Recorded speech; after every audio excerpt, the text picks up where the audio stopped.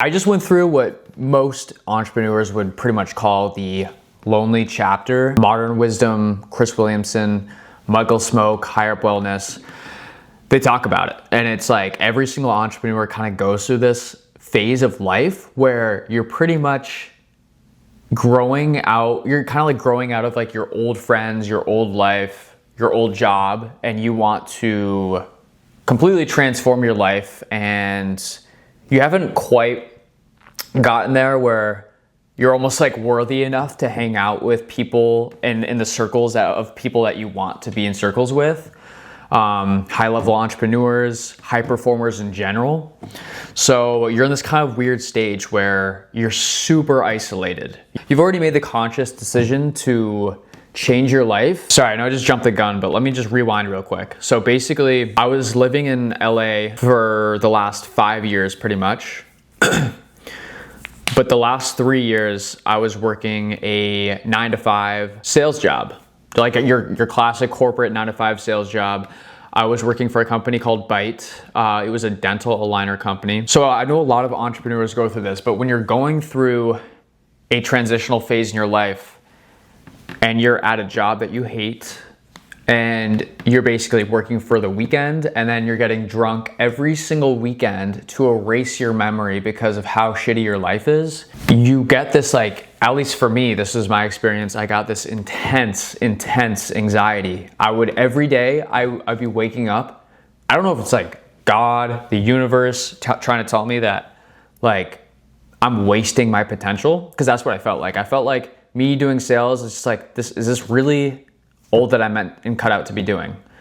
I was making the most money I ever have my entire life. I was making 130K a year. It was my first like real like big boy job out of college. And I was the most like depressed, anxious I've ever been, because I knew that with the risk of, not sounding arrogant, I feel like I'm meant to be doing a lot more than doing sales for a dental aligner company, to be quite frank. So I really felt like I was doing something wrong when I was at this job. And I didn't even know how to explain it to people. Cause like, how do you explain, like, I would have my one-on-ones with my manager and she'd be like, well, what's like the problem? Like what?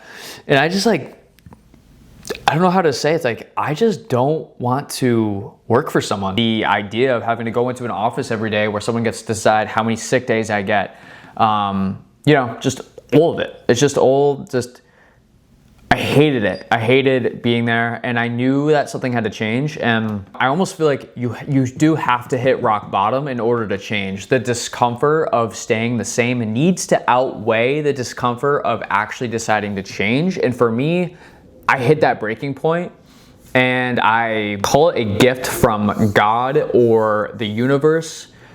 I was going into work one day, and I had gotten in the office, and I could tell the vibe was off, like something was kind of weird.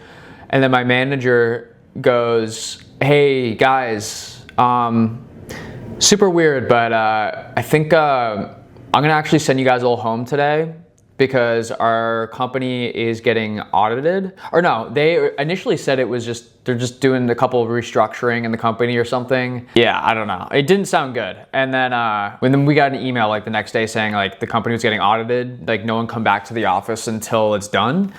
And then like 3 days later, we got another email saying that the company is no longer out of business. It is, we got an email saying the company was going out of business. And the stable job that you would think you would have, just like literally went away overnight. And at the time, it felt so devastating because I had essentially pigeonholed myself into paying for a really nice apartment in Venice Beach. Yeah, I was just overpaying for an apartment that I probably shouldn't have. I was like so reliant on this paycheck. So when I found out it was gone, I was freaking out. And this is when I had to move back in with my parents at 27 years old. And yeah, I had to move out of LA and move to Outer Banks, North Carolina. So across the country. And that's where I've been living for the past 8 months, 9 months. And so that was, I feel, my lonely chapter, was moving home with my parents at 27. And I look back on it now and I feel so grateful that I have parents that were able to like let me live there without paying rent, without having to pay for groceries. It really was such a luxury, just that alone, because it allowed me to actually focus on, okay, like what do I actually want to do with my life? Like, and this is where, I mean, there's so many different details I can go into, but it really was like self-discovery, because I had to rethink like, okay, like I'm so unhappy with my life and I know I'm meant to be doing something much greater, but I need to figure out like what that is. And I knew I had the skill of making videos. I've been video editing, quick context, I've been video editing for like 11 years now, self-taught. But yeah, that's like the main high leverage skill that I have. And then now I have a sales background. So anyways, while I was home in the Outer Banks, North Carolina, by the way, the Outer Banks, it's not really like the show. It's, I mean, it's kind of cool, but like the off season is so brutal there. It's very seasonal. So there's no one there in the off season. It's like a ghost town. And also like most of the stores like shut down because like no one's there. And the weather is horrible in the winter. It's like windy, it's dark. Yeah. Anyways, I kind of was super self-isolated.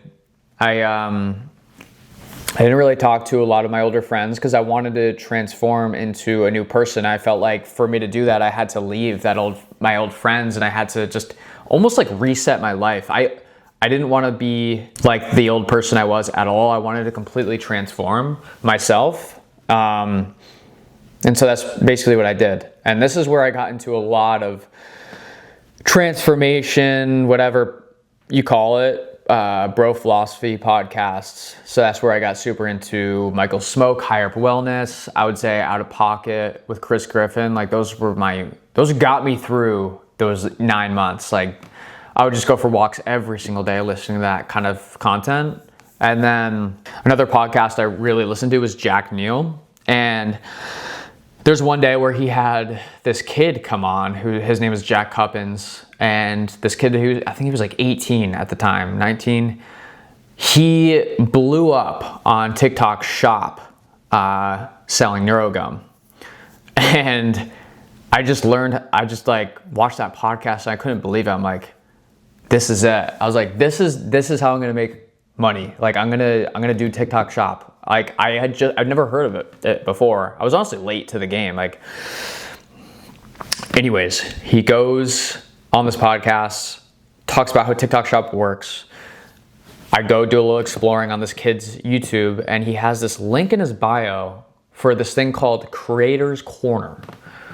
And so I clicked on it. And I was like, what is this? And I found out that it's basically an online community of UGC creators.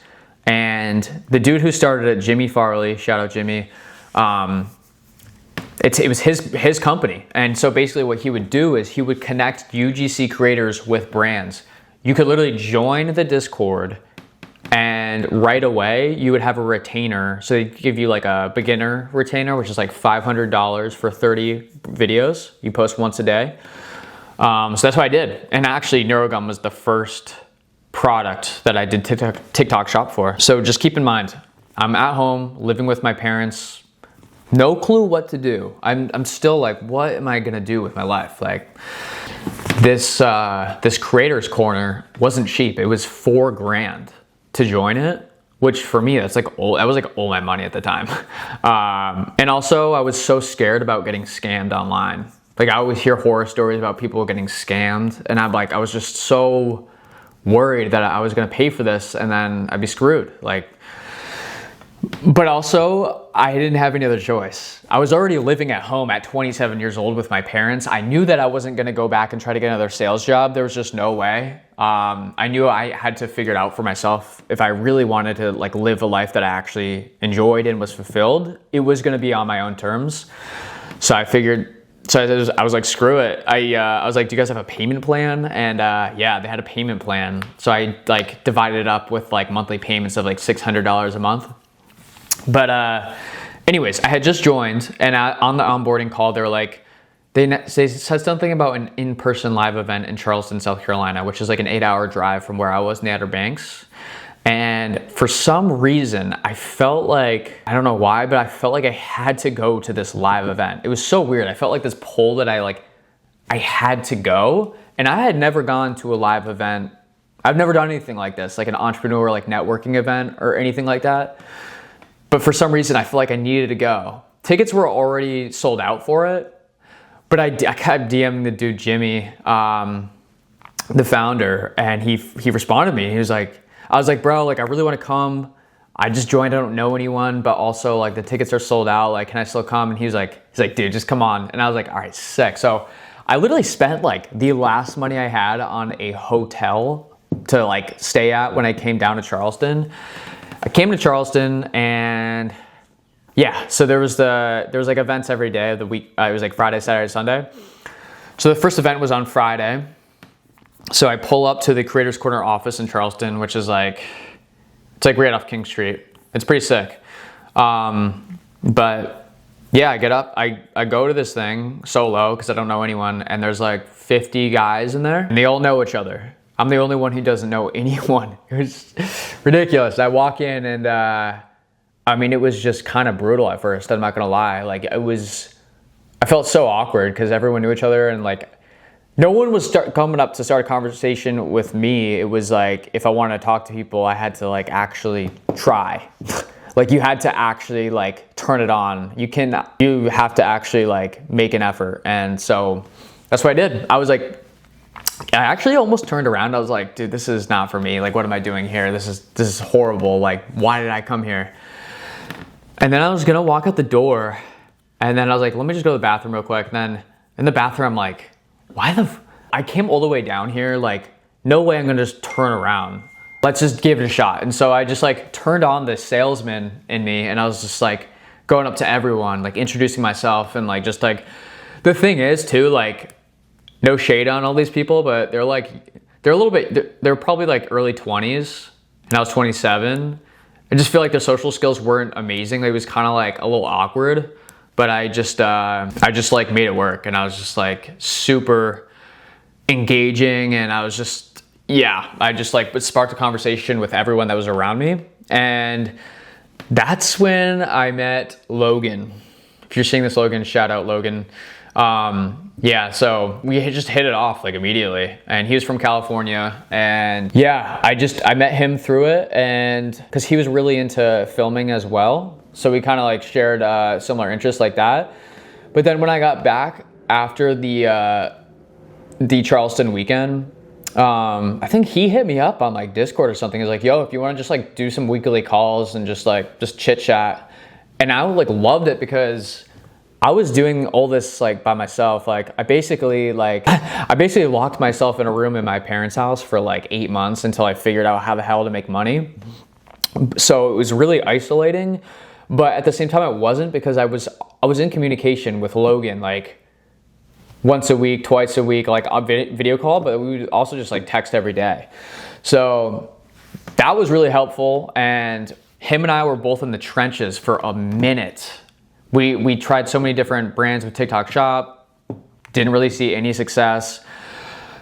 Then comes Black Friday. I thought I was gonna kill it. I was like posting like a madman. Like every 2 hours I posted a new TikTok for like 3 weeks.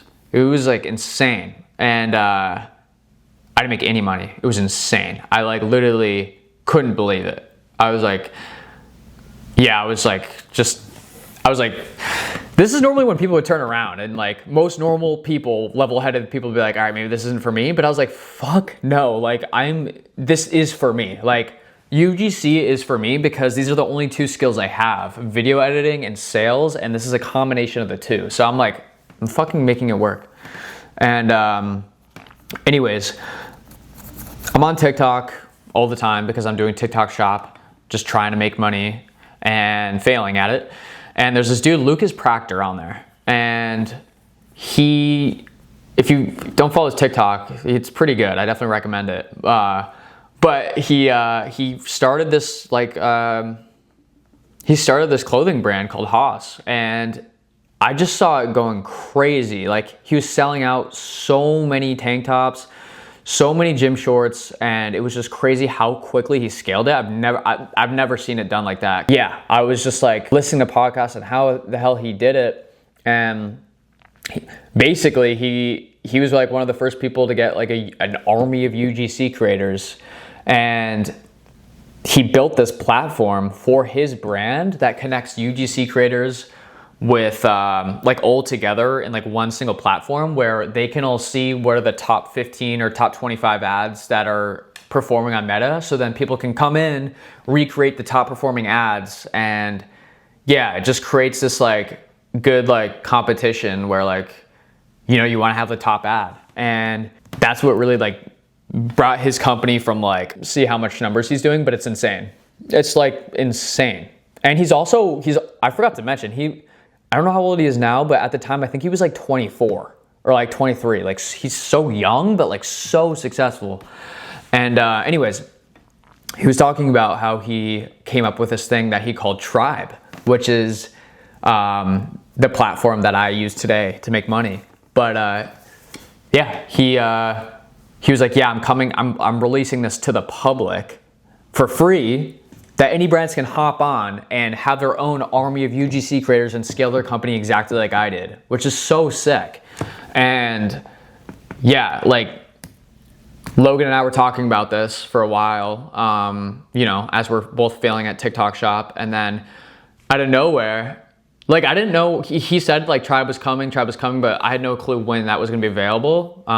You can be a UGC creator and literally hop on Tribe and create videos and start making money like that week with any brand. If you like a product, if I like this coconut water, I can literally go and search Zola on Tribe, join their Tribe community, request a free sample, make video of said product on how it positively impacted my life, earn commission on every sale that ad generates through Meta.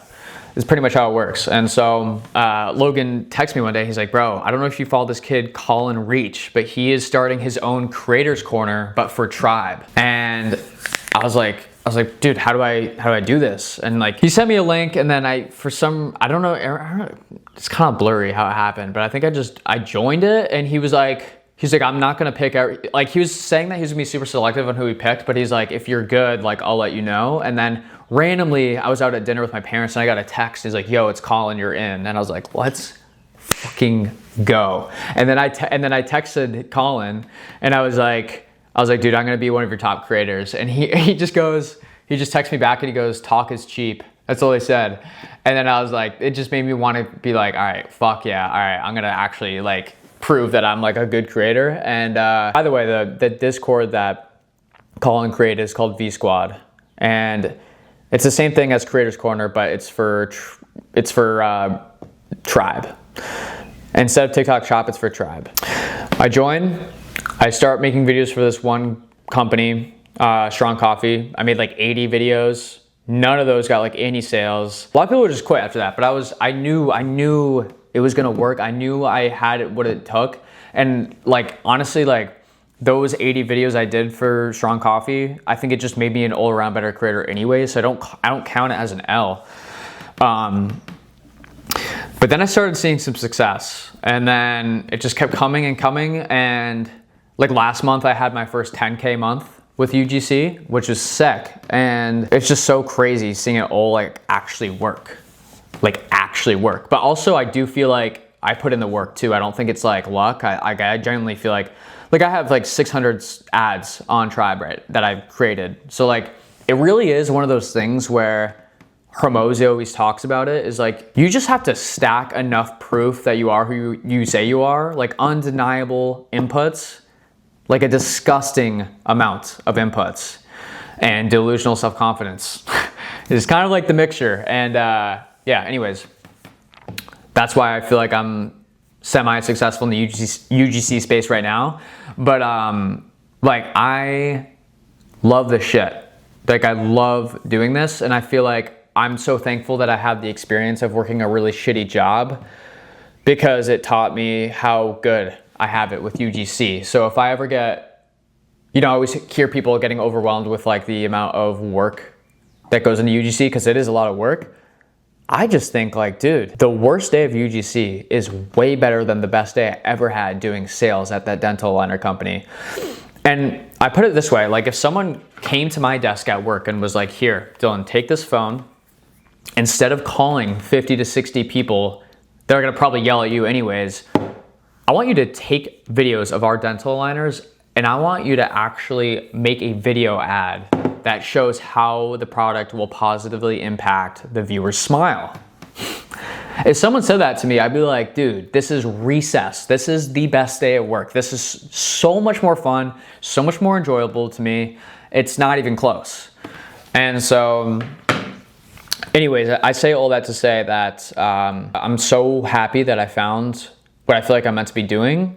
And yeah, I say all that to say that I feel like every single entrepreneur has the same path. The discomfort of staying the same has to outweigh the discomfort of making a difference and a change in your life. And I reached that breaking point at my sales job. And it's almost like you have to leave that entire persona in the past and completely reset. Like I haven't looked back. It's like completely different person. And honestly, you need to look at people who you want to become and what kind of actions are they doing every day to be that person. I was on a call with a brand like a week or two ago, and one of the creators was on there. He was making $80,000 a month talking about tank tops, but he also makes 15 videos a day.